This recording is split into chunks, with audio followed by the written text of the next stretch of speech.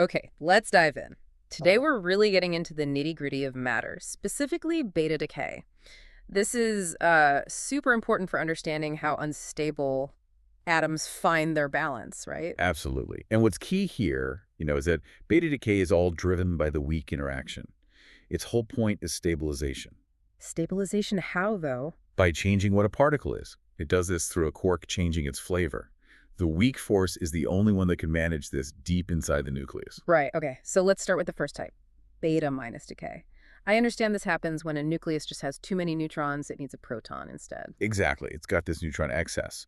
So to stabilize, a neutron needs to become a proton. But wait, a neutron's neutral, a proton's positive. How does the charge just appear? Well, inside that neutron, something fundamental happens. You have a down quark, which is a charge of -1/3. Okay. And it actually transforms into an up quark with a charge of +2/3. So the total charge jumps up by exactly 1, from neutral neutron to positive proton. Precisely. But physics demands balance, right? You can't just conjure up positive charge. So the weak force has to deal with that somehow. It does. As the quark flips, the weak force emits its carrier particle, a virtual W- boson. Okay, so it carries away a negative charge. Exactly. Charge -1. It perfectly balances the new positive charge of the proton. But this W- boson, it's virtual. It doesn't last. It decays instantly. Instantly into two particles.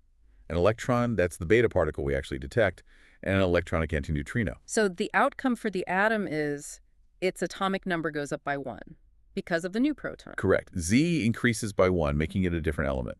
But the total number of protons and neutrons, the mass number A, stays the same. Okay, that covers too many neutrons. But what about the flip side? If a nucleus has too many protons, that's beta plus decay, right? That's right, the mirror image process. Here, a proton needs to become a neutron. So the quark flavor change must be the opposite. It is. An up quark inside the proton transforms into a down quark that decreases the internal charge by 1. From positive proton to neutral neutron. Okay, makes sense. And again, charge conservation. To account for that disappearing positive charge. It must emit a positive boson this time. Exactly. A virtual W+ boson carrying a charge of +1. And what does that one decay into? This is really interesting. The W+ decays into a positron, which is like an electron, but with a positive charge, antimatter, and an electronic neutrino. A positron. Wow, so for the atom in beta plus decay, the atomic number goes down by 1. Correct. Z decreases by 1, different element again, but now leaning towards more neutrons for stability. Mass number A, again, unchanged. Now, I remember reading that early experiments on beta decay showed something weird. Like, the energy of the electron or positron didn't add up to the total energy lost. Yes, that was a huge puzzle. It seemed like energy momentum weren't conserved. That's where the neutrino comes in. The ghost particle. Sort of. This tiny, almost massless neutral particle. The neutrino in beta plus, the antineutrino in beta minus, carries away that missing energy and momentum. It's absolutely essential to make the physics work. They're hard to detect, but crucial. Okay, that clears up the energy mystery. But then there's gamma radiation. Where does that fit in? Is it part of the quark flip? Good question. No, gamma radiation is actually a separate follow-up process. Oh, cleanup crew, you called it? Kind of like that, yeah. After the beta decay happens, either minus or plus the resulting nucleus might still be, well, agitated.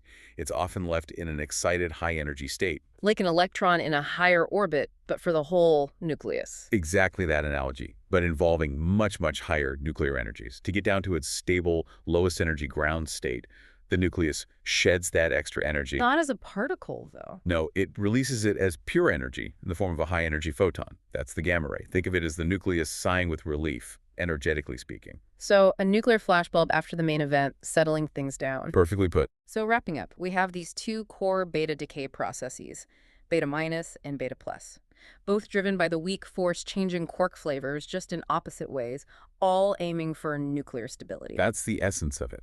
Two distinct pathways dictated by whether you have too many neutrons or too many protons. And the final thought you left us with, gamma rays. Right. Because these gamma rays come from energy transitions within the nucleus, the energy involved is immense compared to, say, visible light. That huge energy directly translates into their incredible penetration power. Which explains why you need serious shielding, like lead or concrete, to stop them. Precisely. It all comes back to the sheer scale of energy locked inside the atomic nucleus, released even in these settling down processes. Something to really think about, that power packed into such a tiny space.